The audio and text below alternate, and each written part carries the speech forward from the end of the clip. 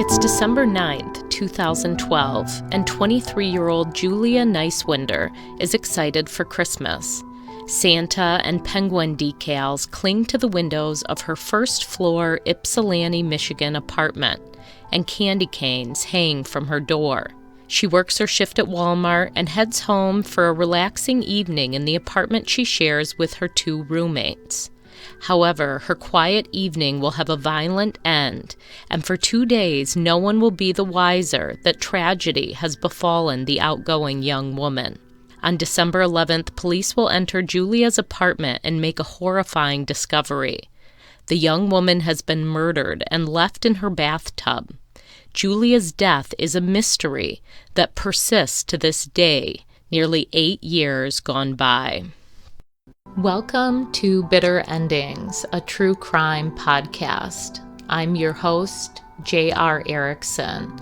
In Bitter Endings, I'll bring you stories of those taken too soon, the silent many who no longer have a voice through which to seek justice.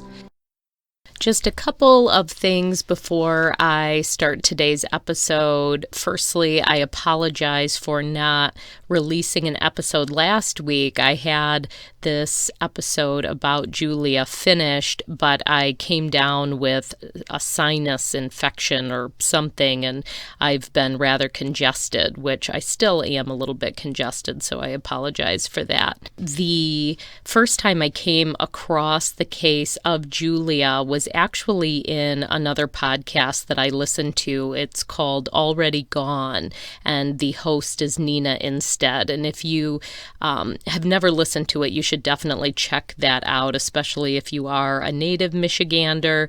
She has covered a lot of cases in Michigan, I think primarily Michigan cases, although she started to branch out now. And the Julia Niswender case is episode 66. It's called Murder at Eastern. And again, that's the Already Gone podcast. And it's just a great podcast. I love Nina's voice, and she's very thorough. So I will link to that in the show notes. And then I also listened to a YouTube interview with Julia's grandfather, and that will be in the show notes as well, in addition to all of the other news articles, etc. Today's episode is sponsored by my fiction novels, and in particular, the third novel in my Northern Michigan Asylum series. And that novel is called Ashes Beneath Her, and it's about a series of serial killings that happen in Northern Michigan. Again, this is fictional, and it's inspired by a real asylum, so it is connected to the Northern Michigan Asylum.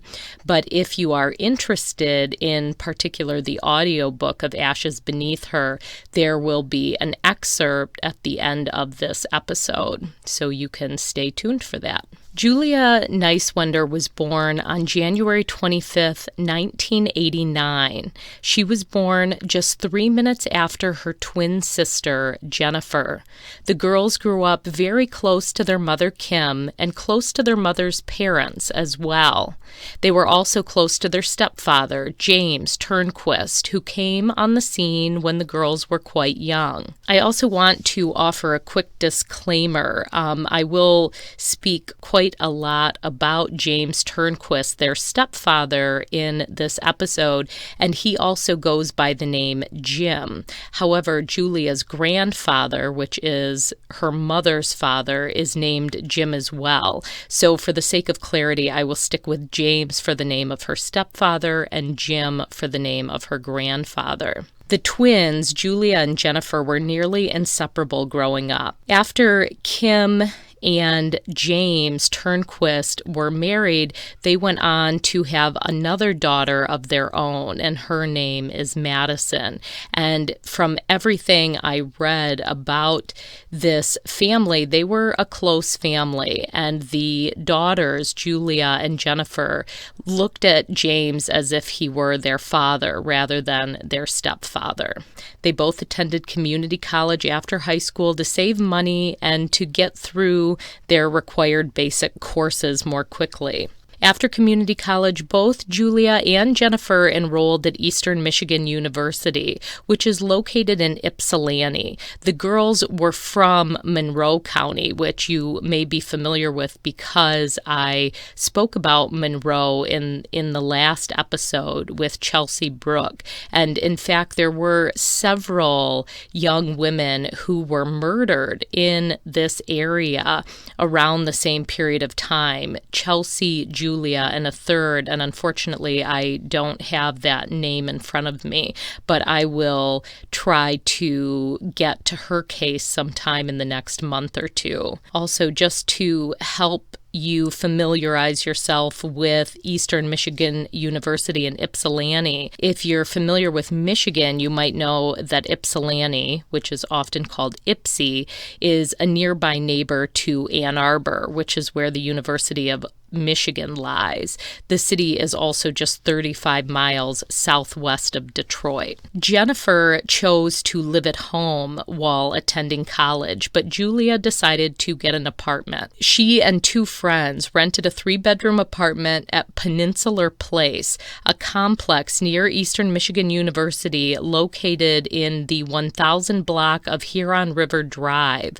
The building was large and rectangular with 3 floors and a common outdoor area. It catered to students due to its proximity to campus, and approximately 300 people lived there. According to Julia's grandfather, Jim Niswender, Julia lived with good friends during her first year at Peninsular Place. However, some sort of falling out occurred, which apparently involved Julia bringing home a kitten, though the apartment did not allow pets. At the beginning of the second year, Julia was paired with roommates.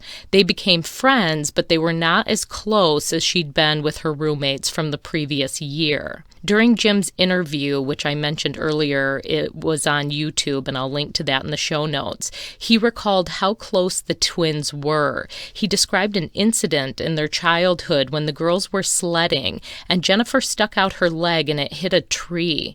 She ended up breaking her leg and had to use a wheelchair and ride the handicap bus to school. Normally, only Jennifer would have been allowed to ride the bus. However, Julia insisted that she needed to ride the bus with her twin. The school was persuaded and allowed the sisters to ride the bus together. Julia was double majoring at EMU in communications and electronic media and film studies, and she hoped to one day become a news anchor woman. She was a hard-working young woman, close to her family, and she had many friends. Her sister described her as fun-loving. In addition to her studies, she also worked at Walmart. So let's go back now, nearly 8 years gone, to a cold December night in Ypsilanti, Michigan, just 2 weeks before Christmas. I've taken a good deal of this timeline from Julia's grandfather's interview, which was on YouTube. And I'm going to get into the days leading up to Julia's death. On Thursday, December 6th, Julia saw one of her roommates in the morning. That roommate was heading to Ohio to spend the weekend with her boyfriend. Julia told the roommate she was also heading out of town that weekend. She was going to Monroe, which was where her family lived. So on the 6th, Julia went to work at Walmart, and then she went grocery shopping.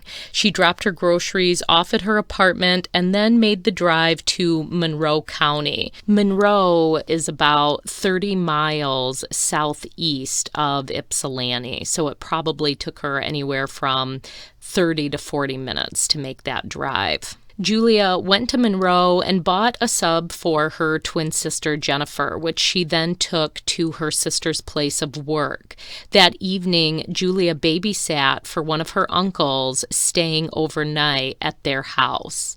On Friday, December 7th, Julia's aunt helped her take a small artificial Christmas tree to her car, which Julia intended to set up in her apartment back in Ypsilanti. Julia left and told her aunt she was was going Christmas shopping with her mom, Kim.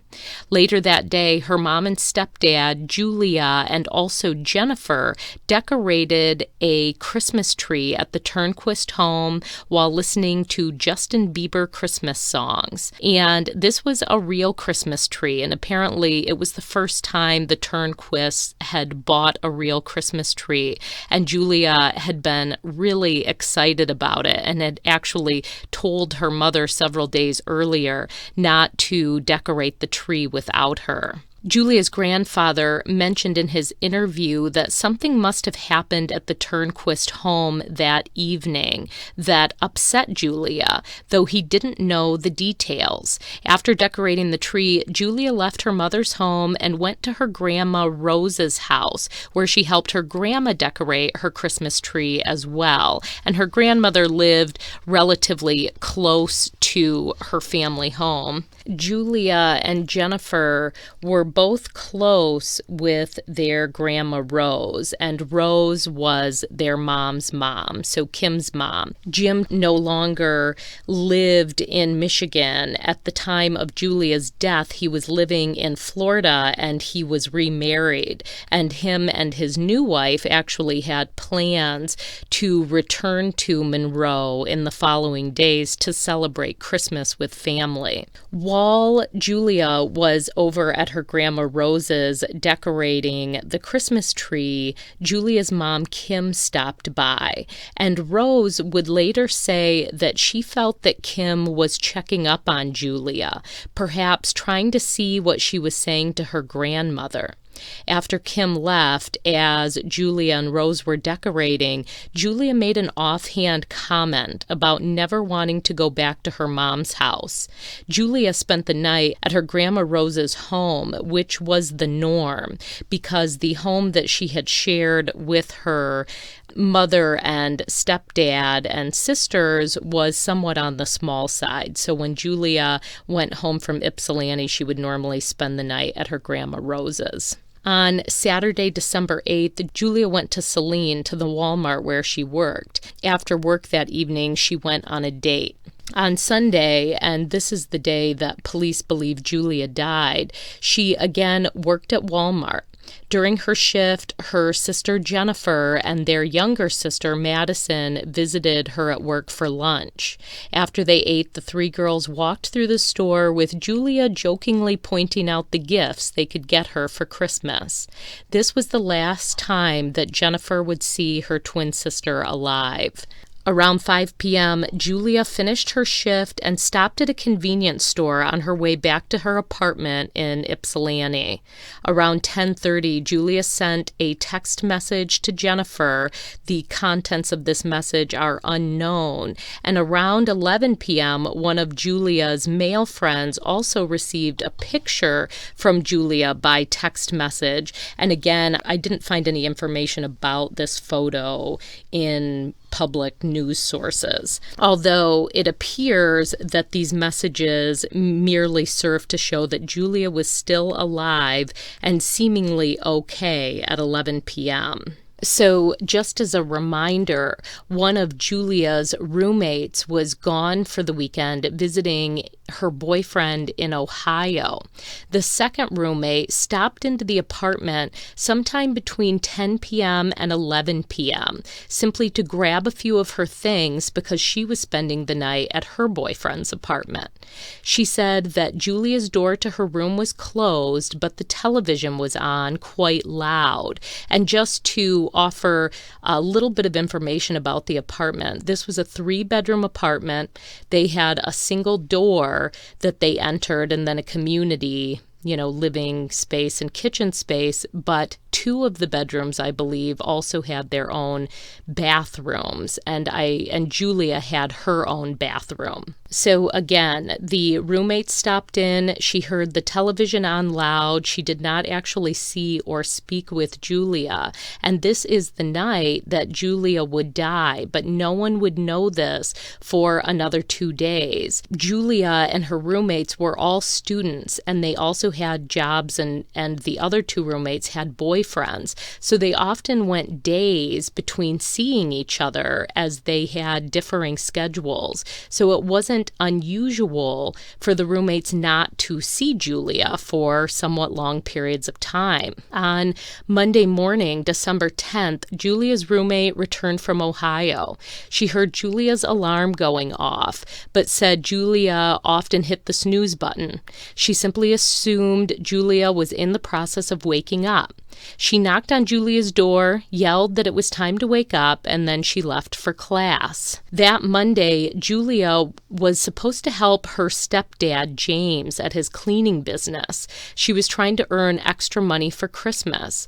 She never arrived, but it appears this was not alarming to James Turnquist, which is not entirely surprising. She had another job, plus she was enrolled in school, and he likely assumed that something had just come up. She also had a shift at Walmart that afternoon, which she didn't show up for, and she didn't call in. This was unusual, and coworkers noticed, but didn't yet sound the alarm. That Tuesday, December 11th, Walmart was hosting its Christmas party, and Julia had been excited to attend. She'd also offered to drive several of her coworkers who didn't have cars to the party. So this is December 11th now. She didn't show up to pick up her coworkers, and she also didn't attend the party. This concerned one of the women that Julia worked with, and that woman was also a friend of Kim's, Julia's mom. The coworker called Kim and alerted her that Julia had not shown up for the party, and they'd been unable to reach her on her cell phone. Kim and Jennifer were with another friend that night doing a dart league. They tried to call Julia, and when they got no response, they contacted a mutual friend in Ypsilanti and asked her to go to the apartment to check on Julia. The friend arrived, and along with one of Julia's roommates, they knocked on her door, but Julia didn't answer, and the door was locked. They called the apartment security guard, but he told them he legally couldn't enter the bedroom without police. The friend then called Ypsilanti police and requested a well-being check or a welfare check. Kim had been given the news that the police were heading to Julia's apartment to check on her and that the door was locked, so she and Jennifer started driving towards Ypsilanti. James also followed in a separate vehicle with their daughter Madison. Around 9:30 p.m., police arrived and entered Julia's room. They found a chaotic scene. Dresser drawers had been pulled open and clothes lay strewn across the floor. To their dismay, Julia was in her bathtub, face down and clearly deceased. Julia was partially nude, and marks on her wrists and ankles implied she'd been bound before going into the bathtub, though no ligatures remained on her body. Initially, police suspected a burglary gone wrong. In addition to the pulled-out dresser drawers, plastic drawers from an organizer had been ripped free and their contents dumped on the floor.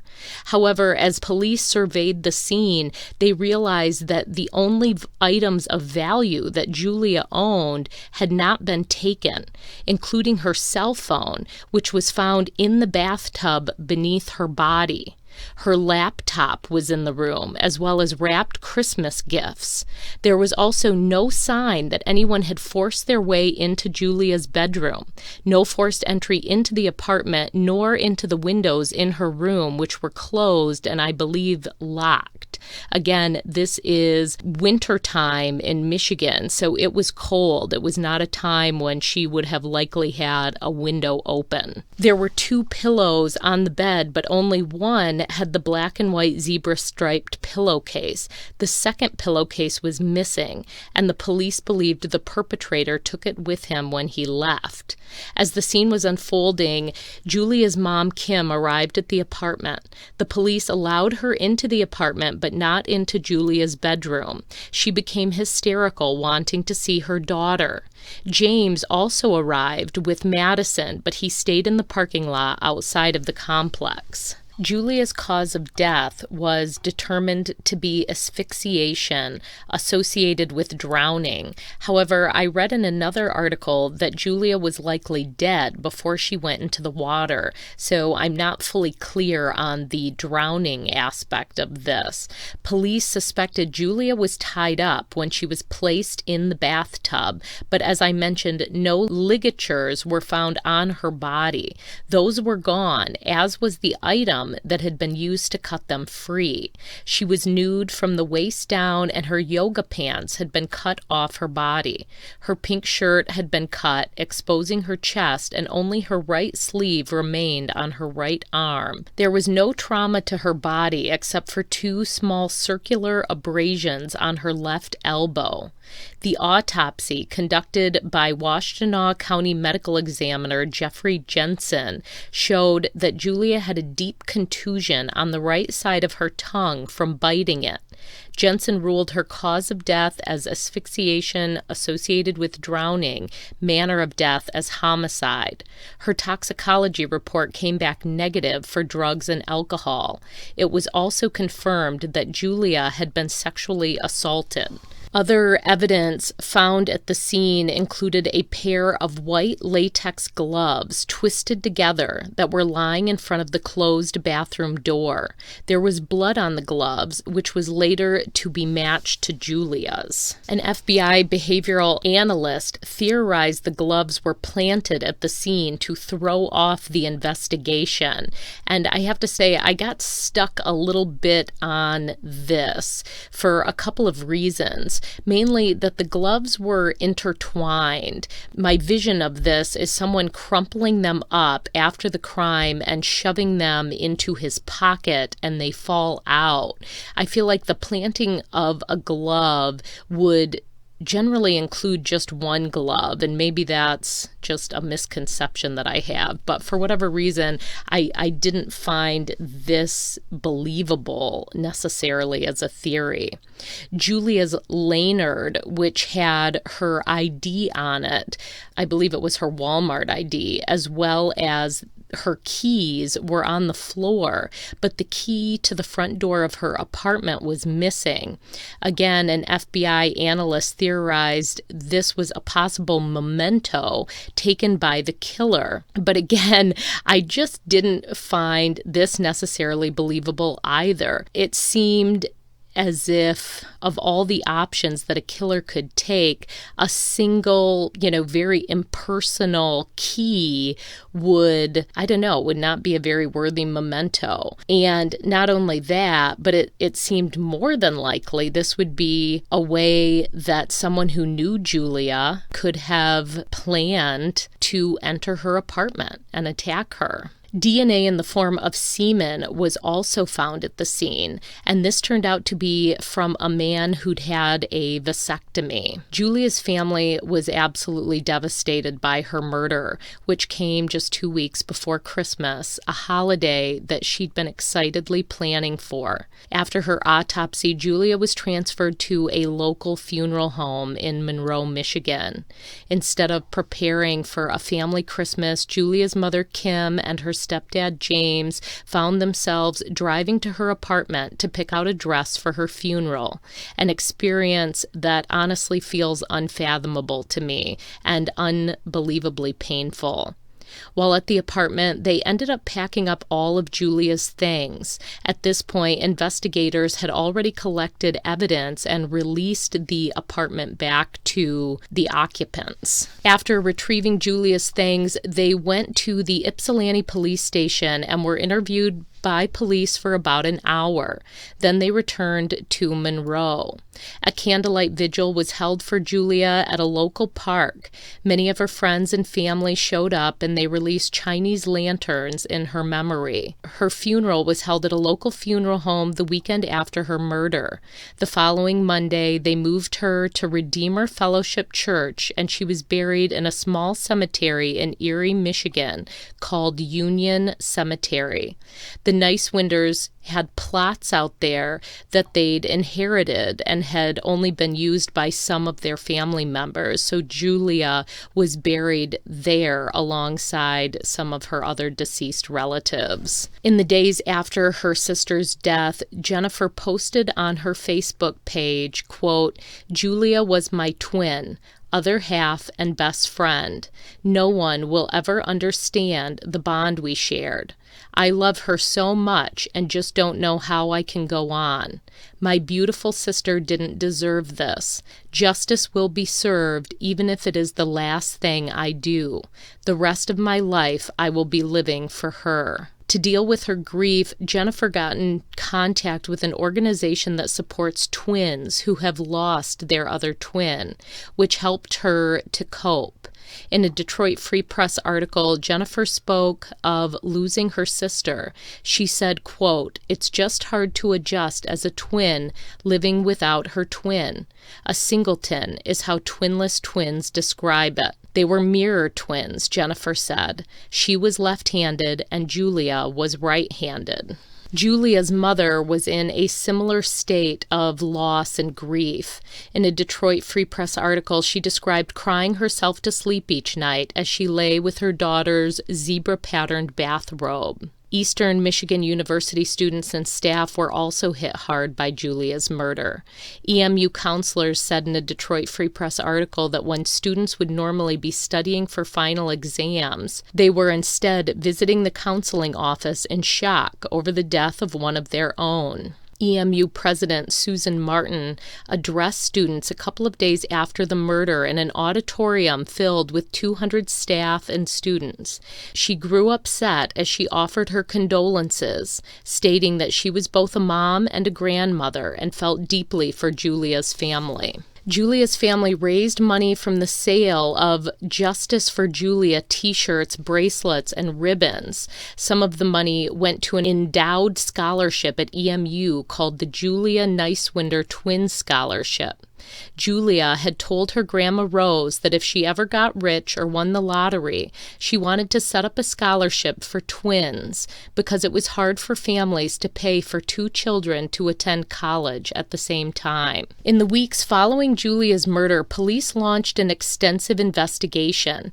They reviewed camera footage from the Walmart in Saline where Julia worked, and they saw her walking out to her car after her shift on the Sunday she was killed. They did not see anyone following her. They also interviewed and eventually cleared through DNA and other information the man she'd been on a date with the Saturday before her murder. According to a 2014 article in the Detroit Free Press, police executed more than 10 search warrants and polygraphed multiple people during their investigation. However, they did not get any closer to finding Julia's murderer. They also collected more than 100 DNA samples from friends and family. Eventually, police fixed their gaze on James Turnquist, Julia's stepfather. This focus would eventually create a deep rift in the family that persists to this day. In the months after the murder, the police were able to convince Monroe County Judge Daniel White that they had probable cause to search James Turnquist's home and his laptop computer.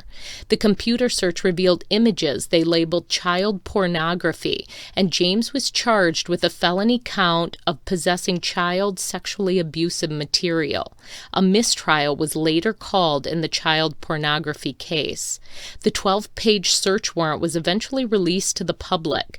The evidence they stated that connected James to Julia's murder included allegations of sexual abuse, an FBI behavioral assessment, and the fact that James had had a vasectomy. They also stated that Julia was supposed to work with James the day after her murder, and her apartment did not appear to have been broken into, which implied the murderer was someone Julia knew.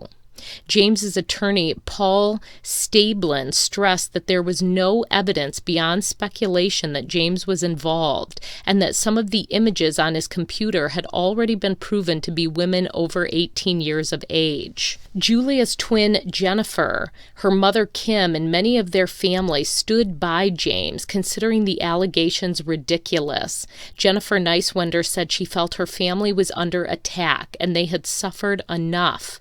Jennifer said James had taken 2 polygraph tests to prove his innocence. She stated, quote, "Ask anyone that truly knows him, and you'll know he's not that kind of guy." It seems that most of the evidence stacked against James was flimsy at best and fell apart under further scrutiny.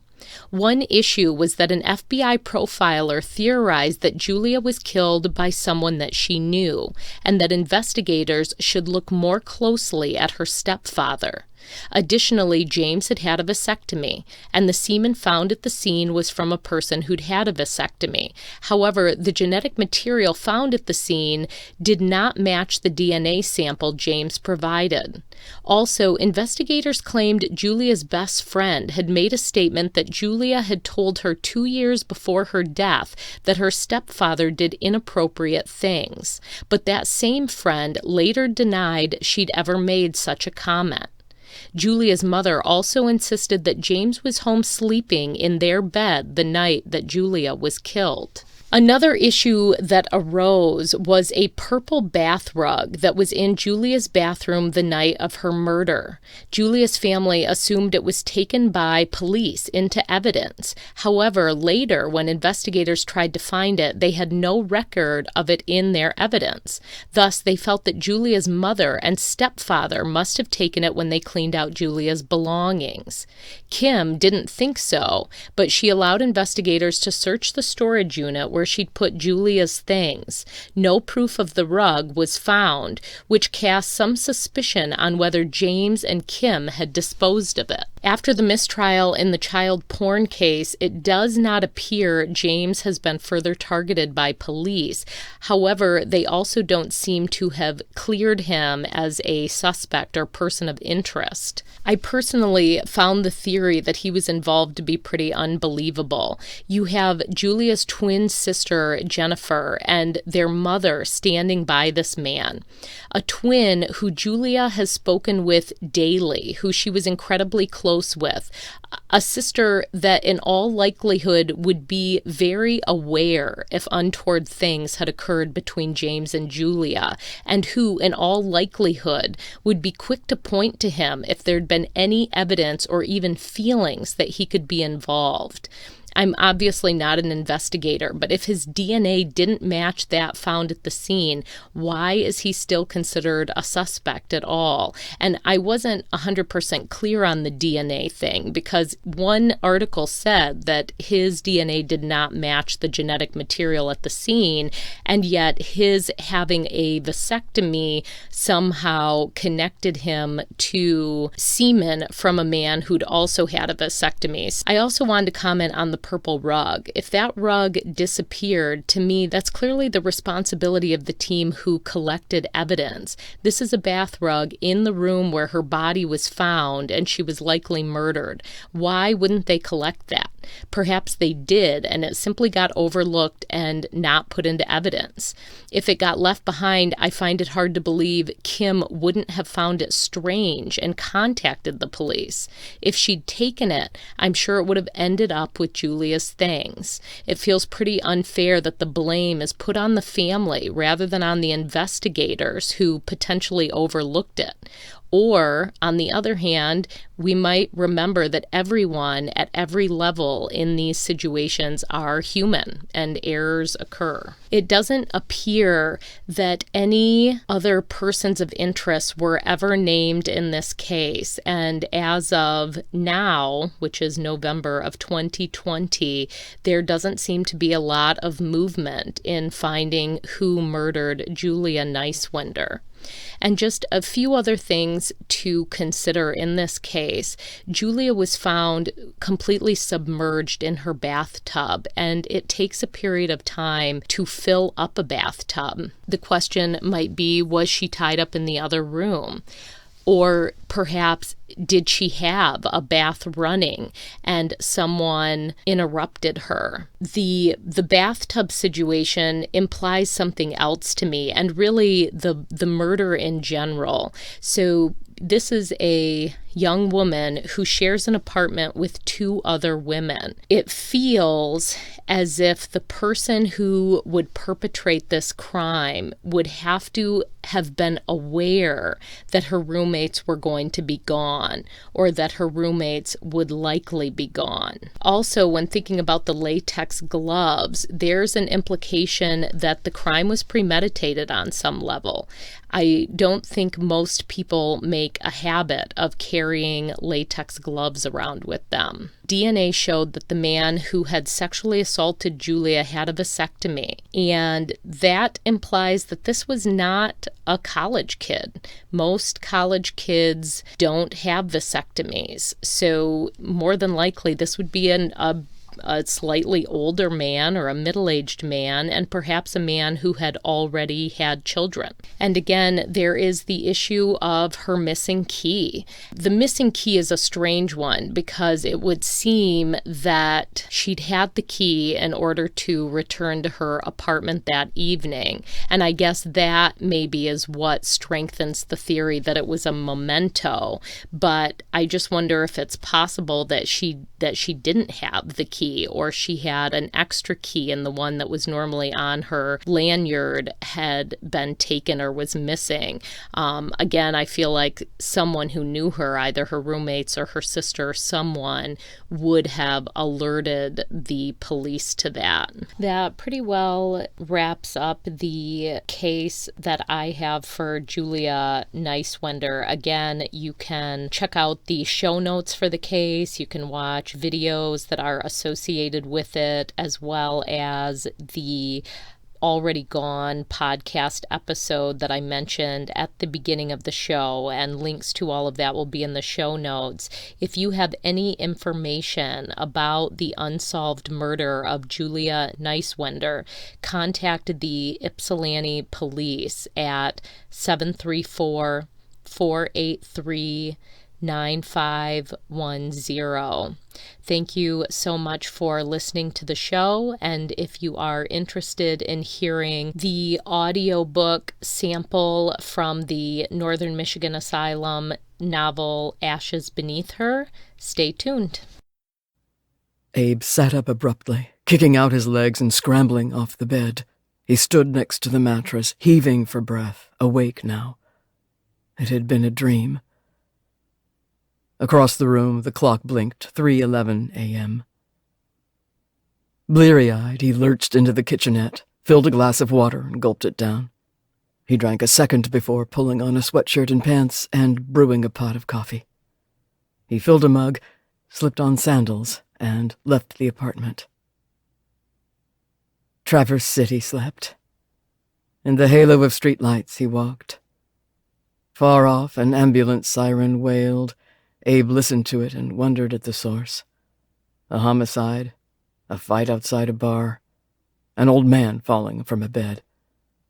Every second another tragedy befell someone. No one escaped the ravenous clutches of death. He thought of Dawn, with her boisterous laugh despite her soft, feminine voice. He remembered the first time he'd heard her laugh as she sat on the edge of her desk in high school English, and when she'd noticed him staring at her, she winked and smiled. In the months after her disappearance, he dreamed of her laughter, and woke sick and filled with dread every morning when he faced another sunrise without Dawn. He swallowed the last of his coffee, dumped the dredges in the grass, and made his way to the lake. Hands planted on the iron railing that flanked the water's edge of Grand Traverse Bay, he stared into the shifting waters, the metallic dark of sky and lake, varied only by the spray of stars overhead. As he gripped the metal rail, a shuffle sounded behind him. Abe froze, wondering if someone stood in the darkness, having spotted an easy victim to snatch a wallet from. Not that he was weak. At over 6 feet and thin but wiry, Abe knew how to take care of himself. He turned slowly, fists clenched. But the sidewalk remained empty, the road beyond as quiet as a tomb. The curse of your calling, his dad once told him in reference to Abe's tendency to see every situation as a crime unfolding or barely thwarted. Abe sighed and grabbed his coffee mug from where he'd left it on the grass.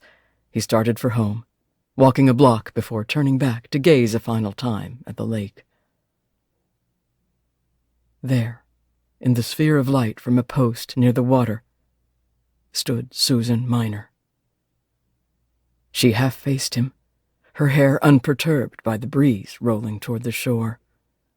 Face tilted toward the great expanse of Lake Michigan, her body angled so he could see the yellow t-shirt with the red mouth. He took in the dark shorts, bare legs, and a single bare foot.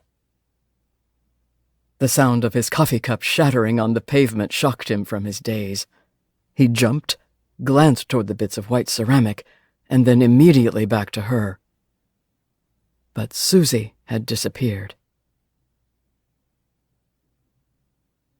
If you have any comments or case suggestions, please send me an email at bitterendingspodcast@gmail.com. You can also find out all of the resources for this episode and read the show notes and more. Visit my website at www.bitterendingspod.com. You can also find me on Facebook at Bitter Endings Podcast. The Bitter Endings Podcast is sponsored by My Fiction Novels. The Northern Michigan Asylum series are novels that braid elements of haunting and murder mystery, and they're all inspired by a real former asylum here in Traverse City, Michigan, which is where I live. You can find the novels on Amazon.com in audio format if you are an Audible listener, as well as in ebook and paperback. If you enjoyed today's episode of Bitter Endings and you would like to hear more, please consider subscribing to this podcast and also leaving a review. Thanks so much and have an amazing and a safe day.